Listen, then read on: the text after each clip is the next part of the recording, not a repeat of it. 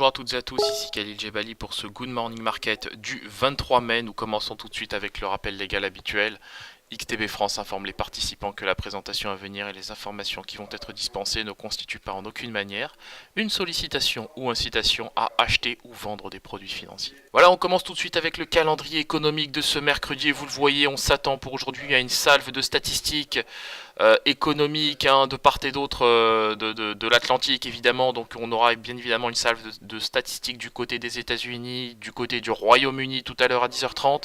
Et bien évidemment on a déjà pris connaissance de quelques statistiques en Allemagne assez décevantes d'ailleurs, idem en zone euro, même son de cloche pour la zone euro. Donc évidemment ce n'est pas positif, surtout que les indices sont principalement focalisés sur les propos de Donald Trump remettant en cause hier la fameuse parenthèse dans la guerre commerciale avec la Chine évoquée dimanche par monsieur Steven Mnuchin.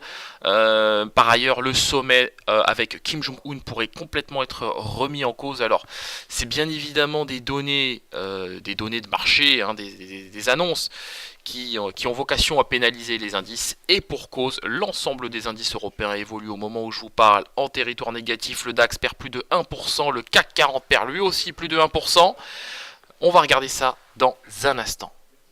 Allez, on attaque tout de suite avec l'analyse de la paire euro-dollar et regardez un petit peu cette paire qui se casse la figure, passez-moi l'expression, pardon de le dire comme ça, mais c'est quand même le cas de le dire. On évolue désormais sous le seuil des 1,1725$ pour 1 euro. Donc, ce qui est intéressant, c'est qu'on voit que le niveau des 1,17$ est résilient. Donc, les prix ont réussi à rebondir sur le niveau des 1,17$ dans la mesure où le RSI s'est aplati à l'intérieur de sa zone de survente. J'aurai un biais acheteur sur cet actif et je viserai pourquoi pas dans un premier temps le niveau des 1,1725 et ensuite pourquoi pas le niveau des 1,1740 dans le cadre d'un rebond technique uniquement.